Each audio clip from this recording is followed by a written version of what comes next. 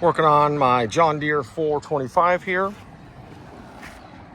Got the Kawasaki liquid cooled engine in this thing. Was just out mowing and I lost power on the left cylinder.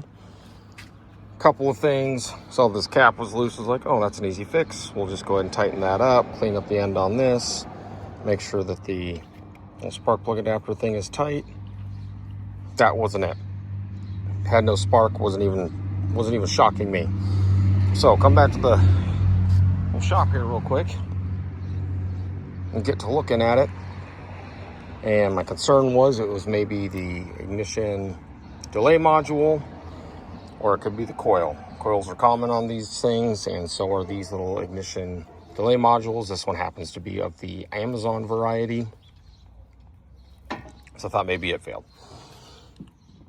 For anybody who wants to know how to test these things, the way this system works, there are pickup coils that control the timing for the coils. This coil should have 12 volts all the time going to it, and 12 volt on this one is the large pin.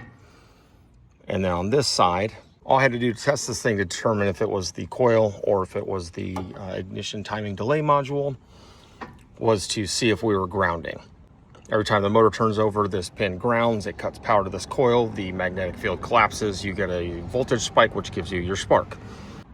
So to test it, all I did was take a test light, hook it onto a power lug. Right here, this is the starter. This is 12 volts straight from the battery, hook for power to ground here. And when I hooked up to ground, which is the small pin, and turned it over, we were getting flashes from the test light, which means that our firing circuit is working, which helps me eliminate this guy from the equation, makes us point at the coil. To manually test the coil, you can leave power hooked up to the big pin on this side and then ground out this side and see if you get a spark. I did not. And luckily around the shop, I had a couple of these little Chinese coils from, I believe this is from a little scooter. We're gonna slap this thing on there and see if that takes care of our problem. If it does, then it's good to know that if you got any old scooters lying around, this could fix it. It might even bolt up, it looks like. We're gonna find out here real quick. Be careful not to touch that lug, it is hot. We'll shoot some sparks.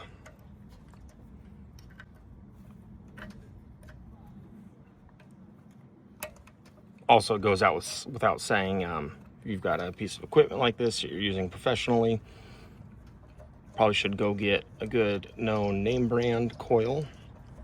Not what I'm doing here, but I've got to get some stuff done today, so we're gonna slap this thing on there and hopefully have a quick fix. Old coil's off, let's get that new one on. Hope it lines up.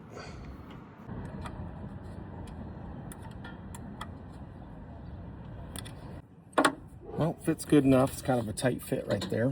Definitely probably gonna rub on it, but if it gets us going for now, then I'm good with that. All right, moment of truth here. Cap's back on. I got this extra long wire kind of ran around. Good enough.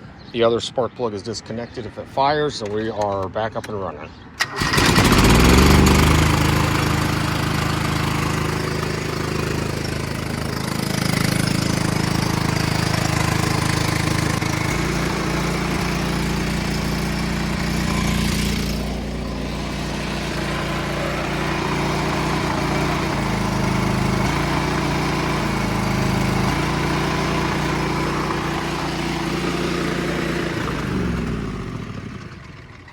Well, there you go. If you guys are ever in a pinch, one of these cheap Chinese scooter Amazon coils can get you back up and running.